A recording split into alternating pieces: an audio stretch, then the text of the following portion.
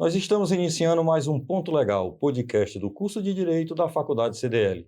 Eu me chamo Silvano Carvalho e estou aqui com Débora Leão e Iraton Hans, trazendo mais um especialista para conversar conosco sobre o mundo do direito. E hoje na bancada comigo, meu amigo Ivanilson. Ivanilson, seja bem-vindo, prazer tê-lo aqui. Prazer é todo meu, aí, felicidades aí para o nosso podcast, aí, professor Gouveia, aí, prazer também aqui nos estar recebendo aqui nesse podcast. O podcast do curso de Direito da Faculdade CDL tem sempre a supervisão das professoras Cíntia Menezes Maia, Juliana Vaz e Carla Michele Quaresma. E aproveita que você está aí, segue o nosso canal no YouTube, segue as nossas redes sociais, @Faculdade CDL, @Direito_Faculdade CDL. O nosso tema de hoje é negócios internacionais e a conjuntura atual.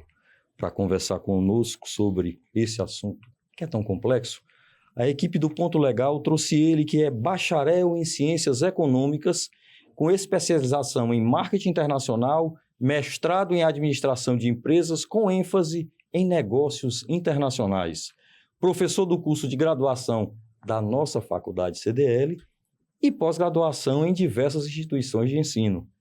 Ministra disciplinas na graduação e pós-graduação na área de comércio exterior, com introdução ao comércio exterior, relações internacionais, marketing internacional, negócios internacionais, sistemática de exportação, sistemática de importação, economia internacional e tributação no comércio exterior brasileiro, com introdução à economia, economia e mercado, microeconomia e macroeconomia.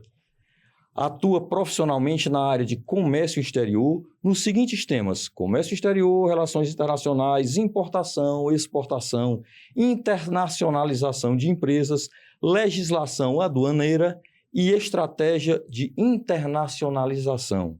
É sócio-diretor da CGC Comex. É isso, professor? CG Comex. CG Comex. Negócios internacionais, importadora, exportadora e distribuidora. O Ponto Legal tem o privilégio de receber, como você viu, um profissional com tantas qualificações, o professor Carlos Alberto Aguiar Gouveia. Professor, seja muito bem-vindo ao Ponto Legal. É um prazer, Silvano, estar aqui participando. Boa tarde a todos. Vamos explanar mais sobre o comércio exterior, ter o entendimento como funcionam as relações entre o comércio exterior.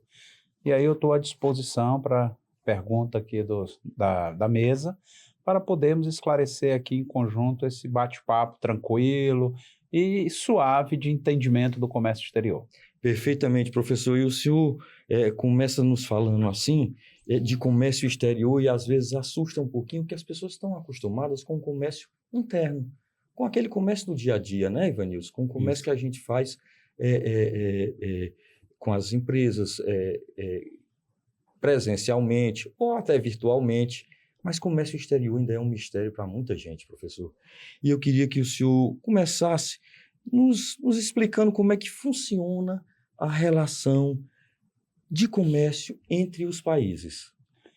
Bom, se a gente for buscar um marco, né, na verdade a relação de comércio entre os países, você pode desde do passado, quando Marco Polo, né, o veneziano Marco Polo, ia até a Ásia e até a China buscar seda para vender na Europa.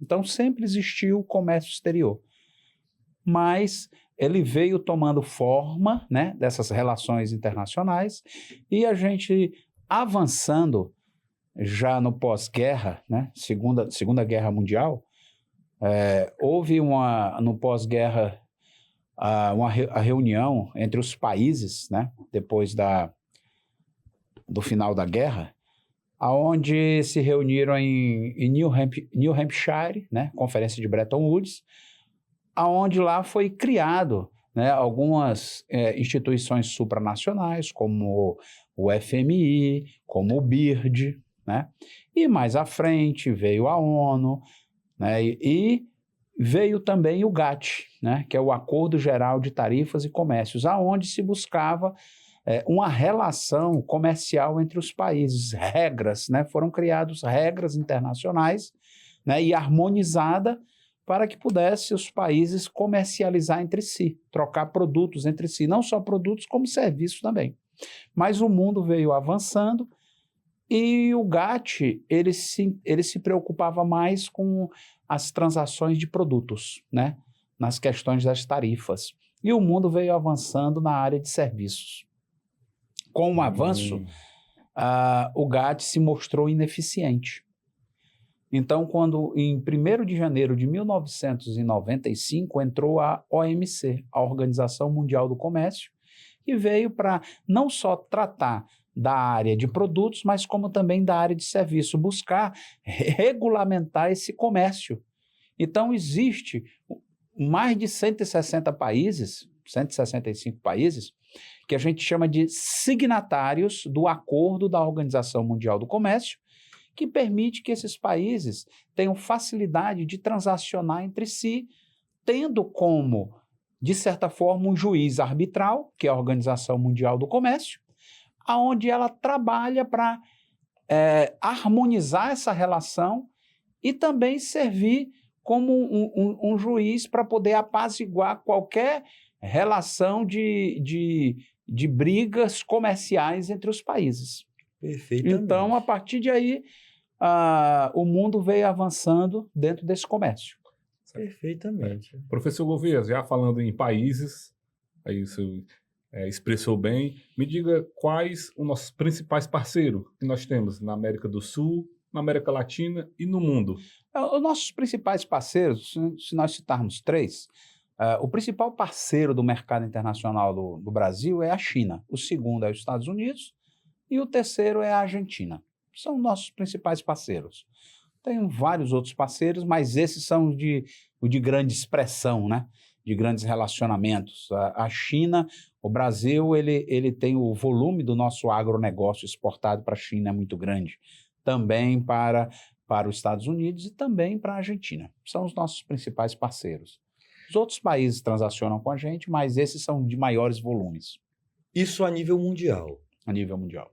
Na América do Sul, nós temos algum parceiro mais específico? A Argentina. A gente, além da Argentina, que a gente nós transacionamos com todos os países da América do Sul. Nós transacionamos com a Argentina, nós transacionamos com Chile, né, com Paraguai, com Uruguai, nós compramos gás da Bolívia, né? Inclusive compramos até energia da Venezuela para poder abastecer aquela região norte ali, Pacaraima, por exemplo.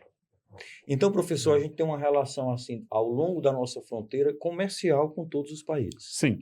O Brasil ele é o principal país da América do Sul, não só em termos de PIB, mas também em termos de relações comerciais, né, e industrializado.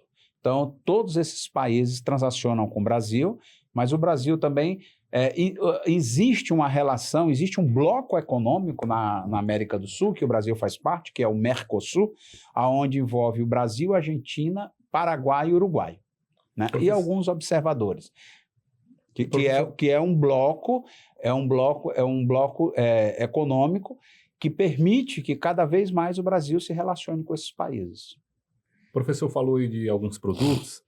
E nós sabemos que com a Argentina nós intensificamos bem a carne bovina. Então a carne bovina ele é um produto que a gente negocia bem, não é, professor, com a Argentina?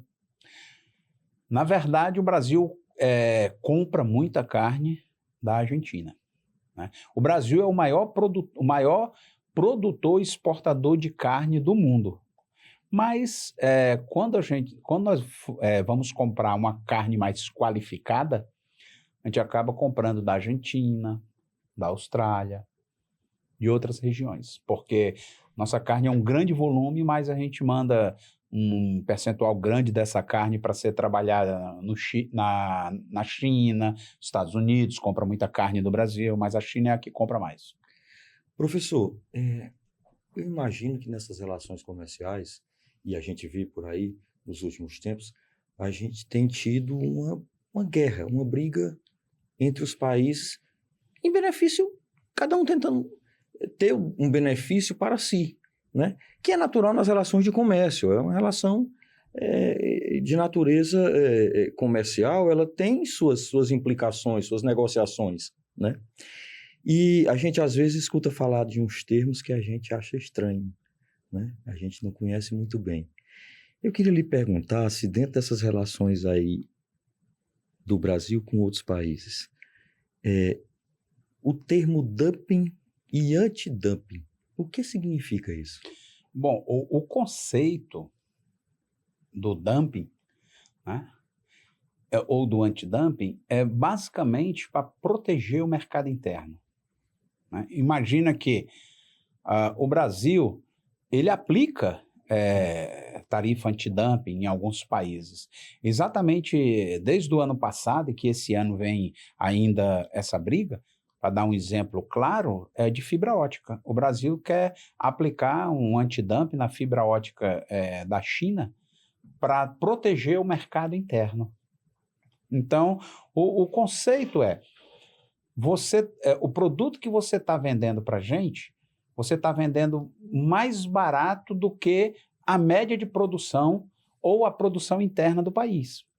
Então, o governo aplica uma cota, um antidumping, para poder equilibrar o preço e proteger o nosso mercado, proteger o mercado interno.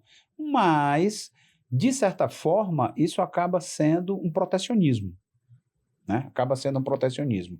E o Brasil, ele reclama muito de outros países que se protegem, mas o Brasil também, ele não tem um mercado exterior aberto, ele se protege demais. Quando não se protege com tarifas, né, são, por sinal, muito altas, que elas se tornam impeditivas para você importar um produto, também se protege com antidumping.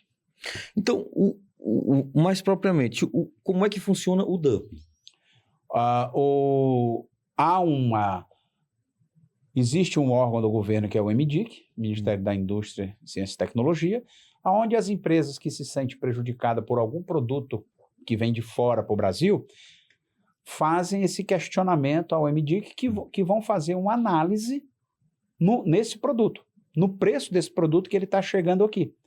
Porque eu imagino que eu produzo alguma coisa e você manda um produto para o meu país e eu diz, olha, eu estou produzindo um produto, o menor preço que eu consigo é R$20. E esses produtos que estão chegando de fora estão chegando a R$8. Então, eu vou fechar minha empresa e vou demitir todo mundo. Então, eu questiono isso ao MDIC e aí se começa todo um processo de análise. Não só no nosso mercado, como no mercado exterior. Se classifica alguns outros países, se faz a análise de preço e depois desse estudo, o governo analisa se realmente justifica aplicar um antidumping para equilibrar o preço, para, de alguma forma, proteger a indústria nacional. A empresa nacional... Porque senão ela fecha. E aí a indústria nacional, com essa proteção, consegue manter os empregos, consegue manter a sua venda, é isso? Exatamente. Muito bem, interessante. Professor, mas só um detalhe. Às vezes, o governo aplica um antidumping, proíbe, fica quase que proibitivo, às vezes, a importação desses produtos de fora, aí a empresa nacional aproveita e aumenta seu preço. Entendeu? Aí tem que regular de novo, para poder trazer para o mercado um produto que o consumidor possa comprar. Sempre. É verdade.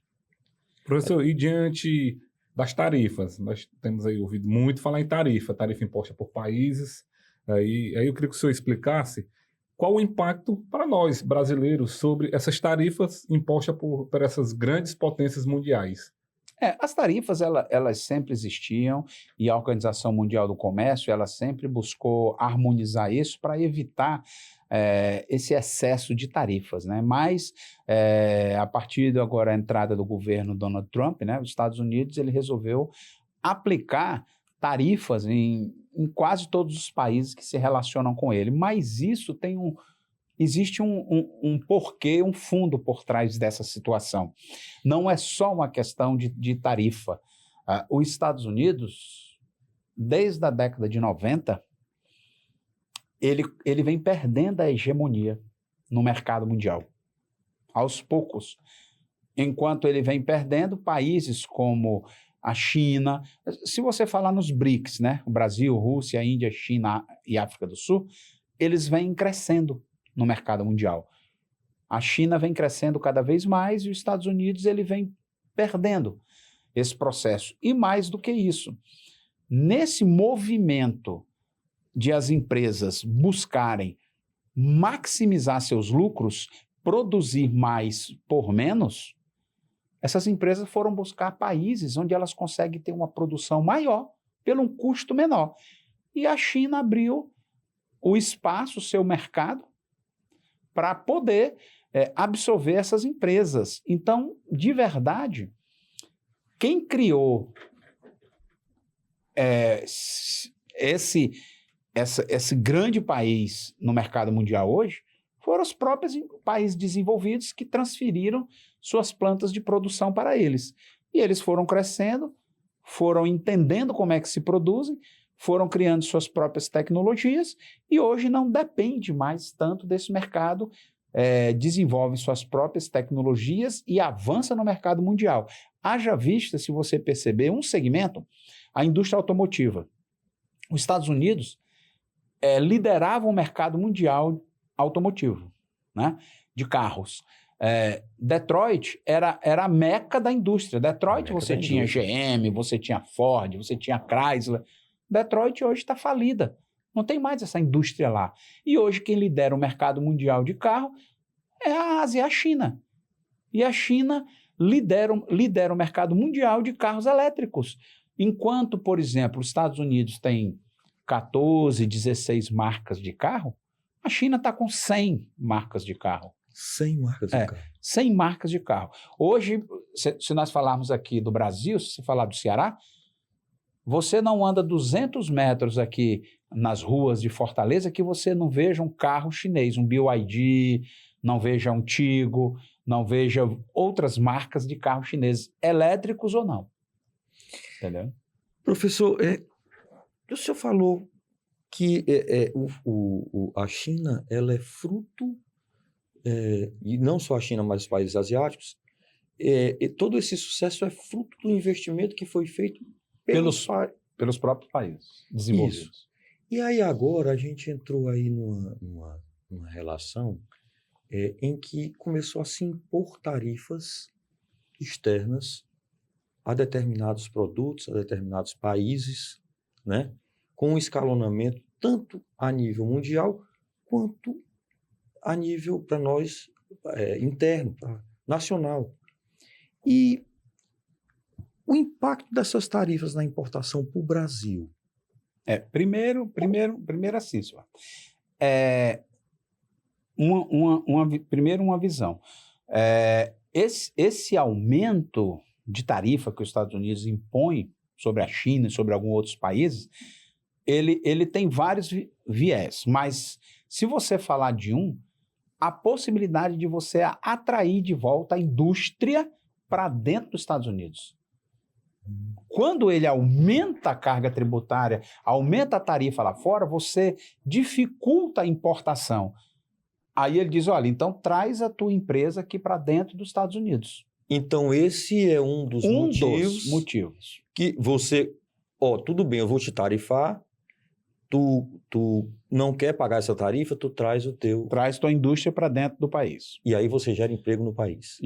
A ideia é, o que é que acontece? Os Estados Unidos, durante muitos anos, esse movimento da indústria sair dos Estados Unidos para buscar México e Ásia para produzir mais por menos, maximizar seus lucros das indústrias, ela desempregou o proletariado americano. Ah, não, mas você tem muitos empregos nos Estados Unidos. Tem, no Vale do Silício, ok. No Vale do Silício você tem muitos empregos, tem. Mas você tem pós-doc no MIT? Você tem pós-doc em Harvard? Porque é um emprego altamente qualificado, com salários altíssimos e para poucas pessoas. A grande massa proletária americana, essa do chão de fábrica, a fábrica fechou nos Estados Unidos, abriu no México, desempregou dentro dos Estados Unidos. A fábrica fechou e abriu na China, desempregou dentro dos Estados Unidos. Esses ficaram desempregados. Então, uma das cartas na manga do Trump quando se reelegeu era trazer de volta o emprego para dentro dos Estados Unidos. Então, essa carga de tarifa, ela obriga a aumentar a produção interna do país. E algumas empresas até voltarem para dentro dos Estados Unidos. Mas isso não vem acontecendo e não vai acontecer com a velocidade que ele espera. Um exemplo, eu não esqueço que eu assisti uma entrevista do CIO da Apple, Tim Cook, que ele disse o seguinte, que para ele transferir 10% da planta de produção dele da Apple, porque a planta de produção da Apple é na China, a Foxconn é que produz todos os produtos da Apple na China. Para ele transferir 10%, ele ia demorar mais de 10 anos, ia gastar alguns bilhões de dólares, o que basicamente é inviável, porque não é só fechar uma planta de produção e transferir para dentro dos Estados Unidos. Você tem toda uma cadeia de fornecedores de partes e peças que estão aonde? Na Ásia.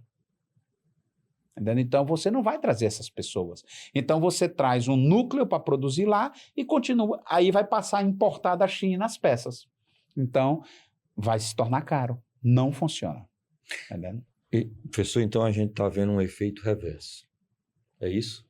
A gente pode dizer que o efeito de você tentar baratear o produto que você produzia lá nos Estados Unidos, transferindo essa produção para outro país lá no passado, o efeito reverso disso foi a qualificação dos países lá fora, na Ásia, na China, e o na desemprego África. nos países que transferiram suas plantas de produção para lá.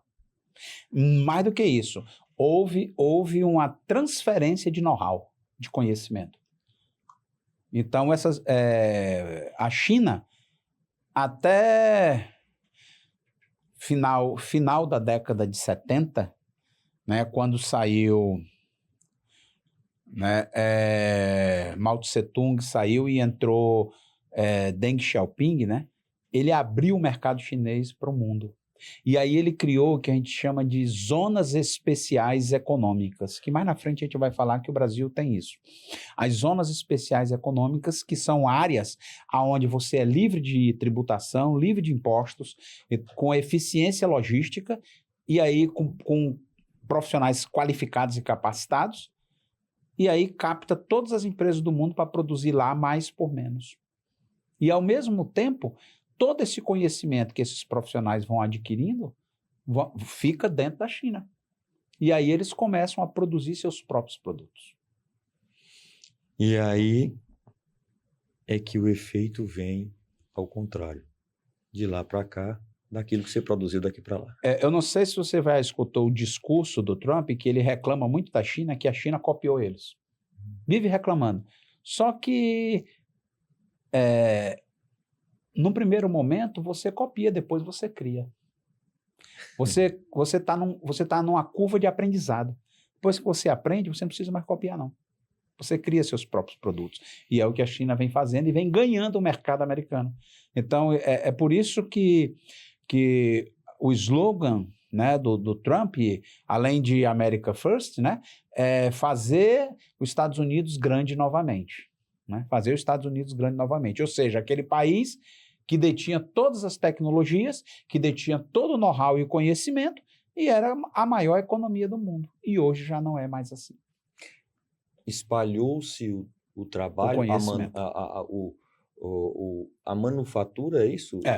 Sim. A manufatura do trabalho, e aí qualificou-se as pessoas a produzirem o outro produto delas, de autoria própria, Exatamente. e dificultou o mercado. Exatamente. Essa foi essa medida, esse passo que se deu no passado. Ele causa efeitos econômicos e jurídicos, né? Sim. Quais foram os mais graves efeitos econômicos e jurídicos? O desse primeiro passo? efeito econômico é o alto grau de desemprego dentro dos Estados Unidos. A inflação alta e um déficit absurdo dentro dos Estados Unidos, porque reduziu-se as plantas de produção dentro dos Estados Unidos.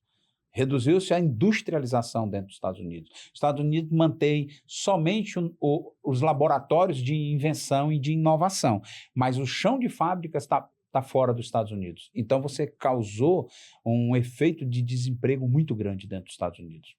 E o efeito jurídico é que os Estados Unidos vive às voltas, não só com a Organização Mundial do Comércio, mas com, declaradamente, a China, o acusando de direitos autorais, de cópia, de copiar os produtos, né? E isso é um efeito jurídico, né? Existe toda uma proteção jurídica, né?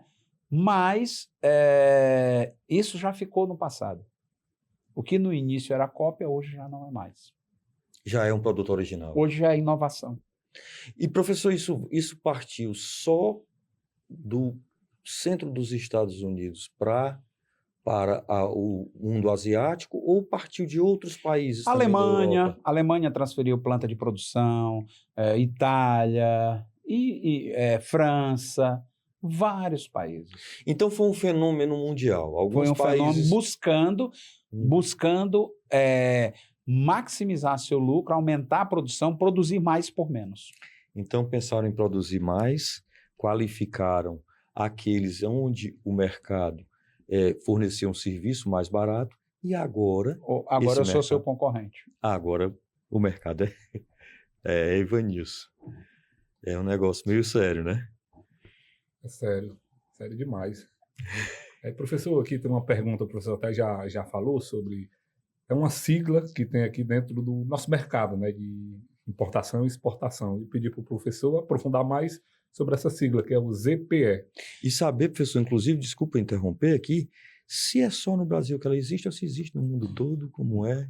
Primeiro que a ZPE, ela é um conceito que é no mundo todo. Eu estava falando sobre a China. A China, todo o parque industrial da China é dentro de uma ZPE, chamada Zonas Econômicas Especiais. Na verdade, na década de 80, no então governo do presidente Sarney, o Sarney visitou a China. E ele viu esse processo das zonas econômicas especiais, como a China estava captando indústrias para dentro das zonas econômicas especiais. Isso gera emprego, isso gera externalidade de conhecimento, né? E gera também divisas. Então, ele trouxe para o Brasil e a lei da ZPE no Brasil é de 1988. Mas de lá para cá, a primeira ZPE que saiu do papel foi a do Ceará. É a mais antiga que tem.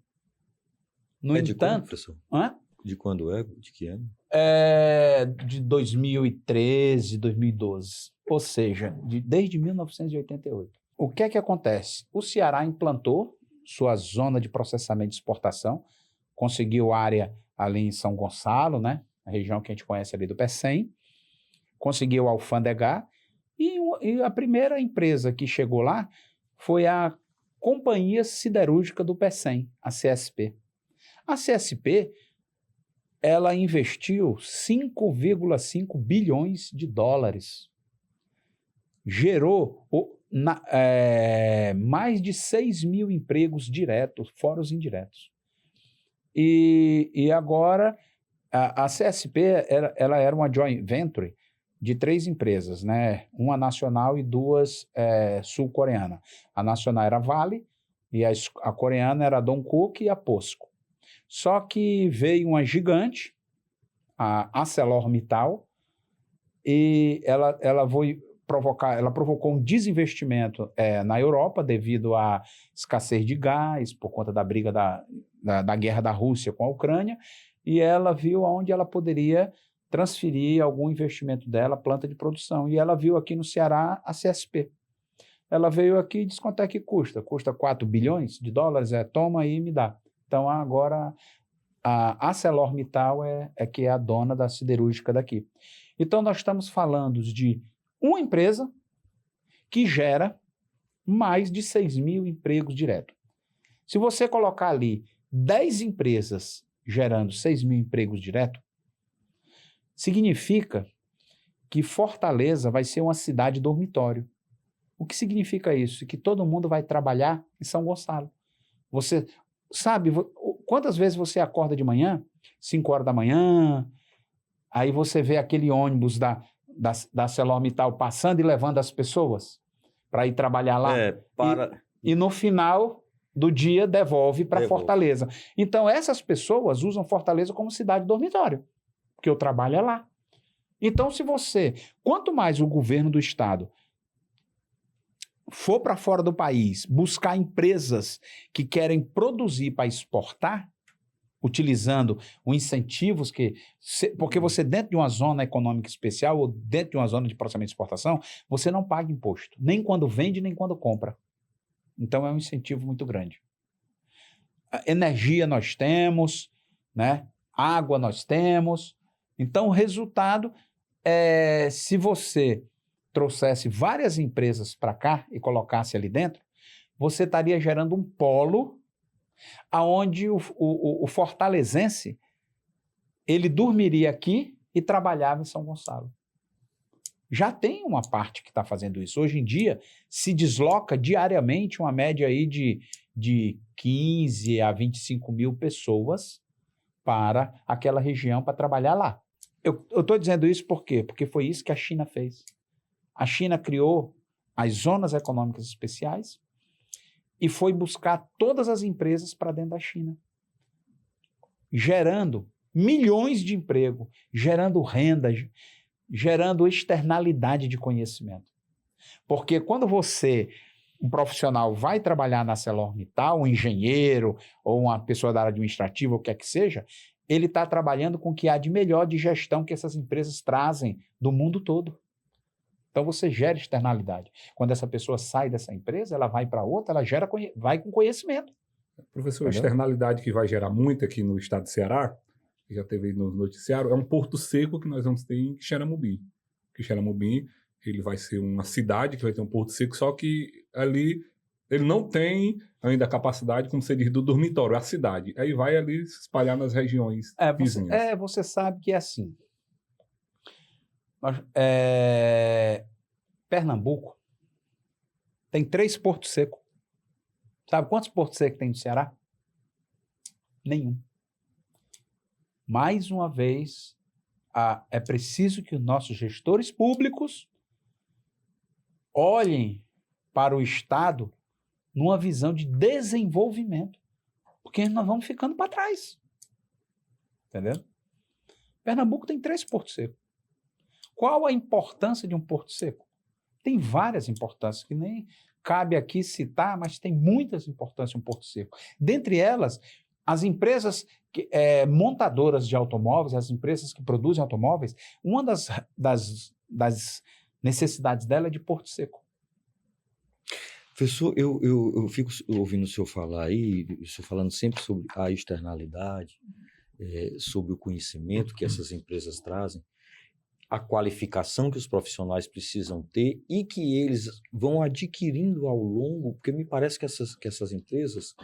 Nós tivemos aqui um podcast com a professora Carla Michele e ela citou muito que as empresas hoje elas estão contratando filósofos, sociólogos, pessoas que fazem os outros pensarem um pouquinho sobre o desenvolvimento da empresa, sobre o funcionamento das empresas, especificamente filósofos. E me parece que as empresas estão investindo muito em profissionais qualificados e tentando cada vez mais entender o processo de industrialização, de comercialização e de relações humanas para isso. Esse impacto, o impacto de empresas como essa na ZPE, vai trazer, no nível de qualificação dos estudantes que procuram uma faculdade hoje, uma exigência maior de conhecimento? Com certeza. Primeiro, assim, a minha própria empresa, em 2011, 2012, quando eles foram levantar lá a Companhia Siderúrgica do PECEM, vieram muitas empresas coreanas e eu importei muito para elas, para várias empresas coreanas, para que eles pudessem construir a CSP. Primeiro, as máquinas que chegavam, tinha que vir gente de fora porque as pessoas não sabiam manipular. Segundo, profissionais na área siderúrgica, nós não tínhamos no Ceará. Então, eles tiveram que trazer do eixo sul e sudeste, ou então de fora, para trabalhar aqui. E uma das coisas que a CSP fez, que eu achei muito interessante, ela fez um convênio com o Senai para capacitar os jovens na área de siderúrgica. Então, eles estavam formando gente para depois absorver, pela falta de profissional no nosso mercado. Então, fica muito difícil, por exemplo, o governo ir no exterior, captar uma empresa de alta tecnologia, por exemplo, de construção ou de inovação de chips, por exemplo, traz aqui para o Ceará. Ok. Eu tenho um profissional no Ceará para isso? Não. Então, eu não venho. O que eu vou fazer no Ceará se eu não tenho ninguém que possa trabalhar para mim?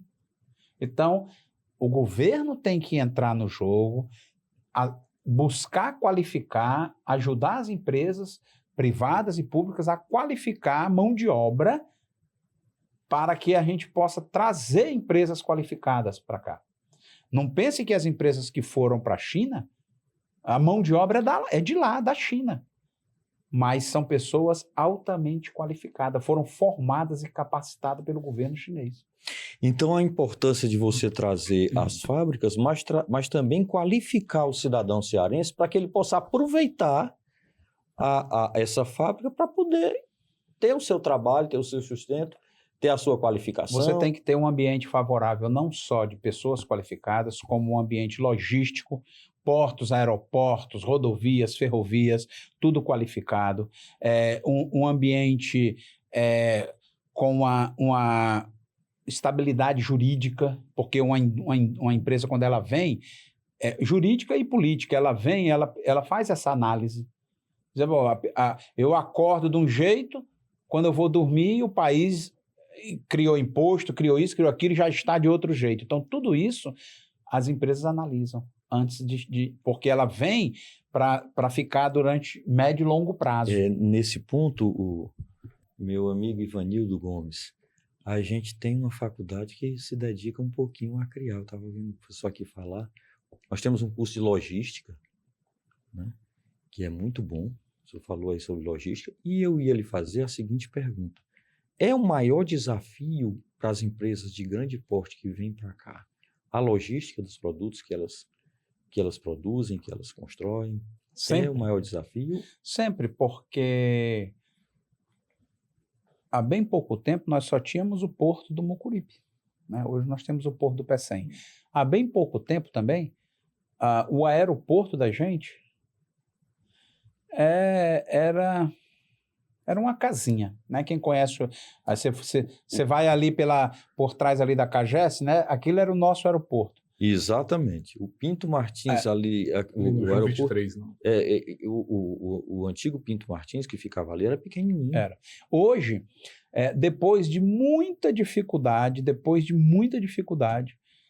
se conseguiu fazer uma licitação e algumas empresas se interessaram e arrendaram, basicamente tiveram o direito de operar o aeroporto, e no caso da gente aqui foi a Fraport, que é uma empresa alemã, e olha como é que está nosso aeroporto hoje.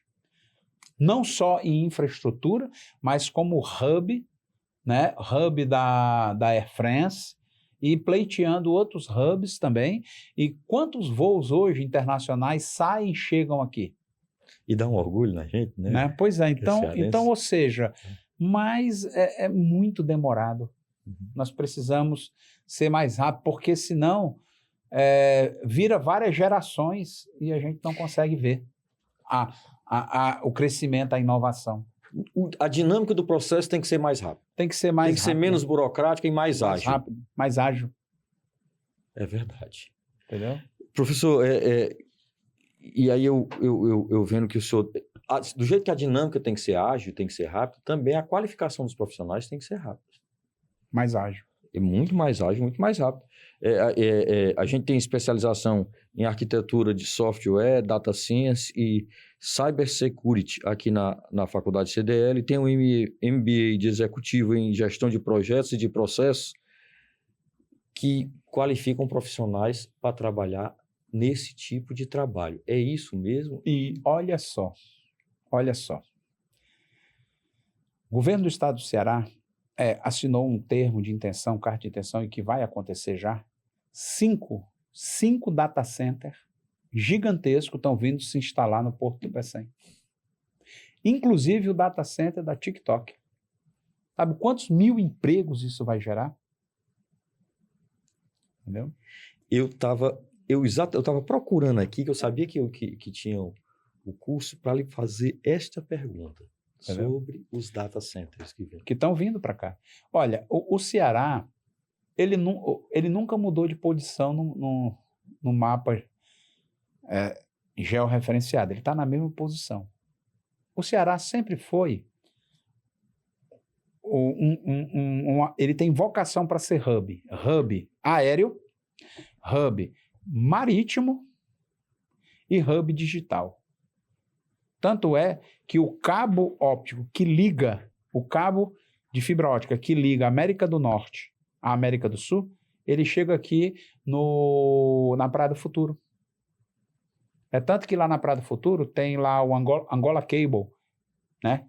Aqui na Praia do Futuro é o backbone que chega e se espalha, vai para a América do Norte, vai para a África e vai para a Europa. Então, a gente é um concentrador. Como também, se você olhar onde fica o Ceará, Fortaleza, a gente é o estado mais próximo para ir para a América do Norte, para a Europa e para a África. Imagina que há bem pouco tempo você queria viajar para a Europa ou para Miami. Você descia para São Paulo para depois subir novamente. Hoje você quer ir para Miami, você embarca aqui em Fortaleza e vai direto para Miami. De Fortaleza para Miami ou para Orlando. De Fortaleza para a França. De Fortaleza para a Espanha. De Fortaleza para Portugal. Com voos diretos. Entendeu? Mas isso só aconteceu depois que a Fraport chegou. Que viabilizou infraestrutura para isso. Entendeu? Então, professor, nós podemos dizer que o Ceará, Evanilson, está virando um centro de concentração de empresas, de produção de trabalho e de aproximação do Brasil com o mundo. Sim, é isso? Sim, sim. É verdadeiro dizer isso? Nós nunca mudamos de posição, sempre foi. O que está faltando são políticas de médio e longo prazo, porque é complexo, mas cada governante que entra deveria ter projetos de longo prazo que não se mexesse, que se continuasse para acontecer isso. Esse tipo de procedimento de longo prazo, esse projeto de longo prazo para se estabelecer. Sim. Criou-se um projeto de longo prazo, cumpriu-se o projeto. Exatamente. E se chegou. Exatamente. Não tem projeto de longo prazo que seja estruturante, que mantenha um planejamento para se alcançar, perpassando vários governos. E nós precisamos disso, é fundamental. Sim. Para auxílio às empresas que estão se estabelecendo, não é isso? Tudo com o intuito de desenvolver o Estado. Captar empresas, captar emprego, gerar emprego, gerar renda, gerar desenvolvimento, gerar conhecimento. Professor, nesse quadro todinho de desenvolvimento, de perspectiva que a gente tem para construir no nosso Estado, o profissional que trabalha com advocacia, que conselho o senhor daria para ele? Que para buscar entrar nesse tipo de mercado, para buscar trabalhar nesse tipo de mercado? Há bem pouco tempo, em Fortaleza, tu tinha 2 escritórios que atuavam com direito internacional. 2. Você não tem ainda um curso ou graduação ou a pós-graduação especializada só para isso. Para direito internacional. Nessa área internacional, para a pessoa trabalhar com a área internacional. Então, muitos profissionais que terminam direito vão se especializar em outras regiões, em outros países, e depois retornam. Entendeu? Para pensar, quantas disciplinas no curso de direito tu tem que abrange a área internacional? Nós precisaríamos de currículo mais extenso sobre isso. Ou especializações, né? Uma especialização mais focada na área internacional. Isso. Você tem a base, que é o direito, e aí você vai seguir para um caminho como você tem aqui um MBA na área de CMS, você tem um MBA na área de Direito Internacional. Focado na área, para formar profissionais para isso. Por quê? Porque as empresas, elas precisam. Aí sabe o que é que acontece? Eu estou há mais de 25 anos trabalhando no comércio exterior. Muitas das empresas que chegam aqui, elas buscam o escritório de contabilidade. Não buscam o escritório de direito. Sempre vão para a área de contabilidade. Para compreender a questão tributária e etc. E muitas das regras. Entendeu? Então, o direito também pode se apropriar um pouco disso. Mas precisa qualificar e capacitar profissionais já formados em direito e que possam se especializar. Fazer um mestrado em direito internacional, uma especialização em direito internacional, né? Se capacitar e se qualificar para isso. Professor, e o estudante, aquele que está ali, né, Isvanildo? Vamos Sim. puxar um pouquinho para a sardinha para o nosso lado, né, que é para a gente poder aprender com ele. E nós que estamos aqui estudando, que conselho o senhor daria para aquela pessoa que quer seguir a área empresarial, que quer conhecer o comércio internacional, que quer atuar nessa área, mas que ainda está estudando? Aí a solução é ir buscar empresas, né, que já atuam no comércio exterior, né, para, como estudante, buscar estagiar nessa área e, ao mesmo tempo, já ir fazendo cursos e formações que já existem na área internacional. Você ir se qualificando para que você possa pleitear vaga nessas empresas. Hoje você tem muitas empresas no Ceará que exportam e que importam. E que muitas delas precisam ter o apoio, né, não só da área contábil, mas como da área de direito também. Mas para isso é preciso que esse profissional se qualifique. E tem mercado? Tem mercado. Tem mercado. Olha que notícia boa. Inclusive, o professor tem uma empresa, né, professor? Não só tem mercado, porque o que é que acontece? Toda a movimentação de produto ao redor do mundo, voltando para a primeira pergunta, como é que o comércio se movimenta, todos os países, eles não são autossuficientes, que eles possam se isolar e não precisar de ninguém. Então, cada país se especializa naquilo que ele tem em abundância ou que ele é bom. E aí, há essa troca. Por exemplo, o Brasil, você não tem um celular brasileiro. Você também não tem uma televisão brasileira. Você não tem um carro nacional. Todos são importados. Um computador, todos os computadores são importados. Mas o Brasil, todos esses produtos, eles precisam de minério, de ferro, precisam de vários produtos que o Brasil exporta. Quer dizer, você tem a matéria-prima aqui. Você tem a matéria-prima no Brasil. Então, e essa matéria-prima, ela sai do Brasil, ganha o mundo e retorna como produto acabado. Entendeu? Parte desses produtos acabados, se o Brasil investisse em educação, em qualificação, ele poderia fazer aqui. Produzir aqui e aí ter a própria indústria para poder vender esses produtos. A marca Made in Brasil. A marca Made in Brasil. Porque o Brasil, ele tem excelência em commodities, ou seja, em matéria-prima. O Brasil é o maior exportador de carne bovina do mundo. Mas o cidadão cearense, quando ele chega ali numa churrascaria, que ele quer fazer uma média, ele vai pedir uma carne, ele vai pedir uma picanha nacional ou ele pede uma picanha argentina? Pede a picanha argentina, né? 99% do azeite extra virgem é importado. Ou é de Portugal, ou é da Espanha, ou é da Argentina, da Turquia. Nós teríamos condições de produzir o azeite? Teríamos condição de produzir. Olha, o Brasil é um dos maiores exportadores de couro do mundo. Mas as pessoas vão buscar lá na Itália o sapato italiano, mas o couro é cearense. Tá entendendo? Quer dizer que o sapato italiano, que o sujeito causa, tem o couro Então, cearense. muita matéria-prima no Brasil. O Brasil é o maior produtor e exportador de café do mundo, mas café elaborado e qualificado ficam para os países que têm alta tecnologia. Então, o Brasil tem um grande desafio no mercado internacional. Primeiro, qualificar a sua sociedade, qualificar as pessoas nacionais, para que as empresas possam produzir aqui, desenvolver aqui, criar suas marcas aqui e também ganhar o mundo. Entendeu? Isso, quando o senhor fala, professor, é assim, dá a sensação que é plenamente viável. Sim. E a gente só precisa dar o primeiro passo, é isso? É preciso investir fortemente em educação.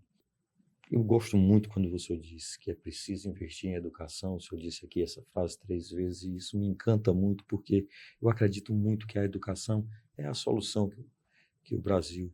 É a solução para o Brasil. É a educação. E quando você fala de comércio exterior, de economia internacional, de negócios internacionais, ou você faz parte daquele grupo que cria e inova, ou você faz parte daquele grupo que é chão de fábrica.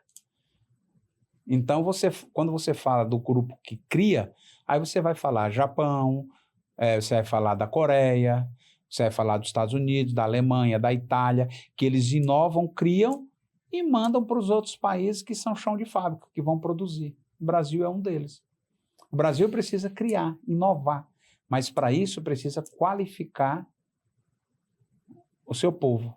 E é um povo que tem tanta capacidade para qualificar que só o que a gente vê são estudantes brasileiros, cearenses, ganhando Olimpíadas de matemática, aquelas Olimpíadas que tem com aqueles robôs, pequenos robôs, projetos de robôs que tem. Mas sabe o que é que acontece? Um egresso de um mestrado, de um doutorado, de um pós-doutorado, essas pessoas, quando eles retornam,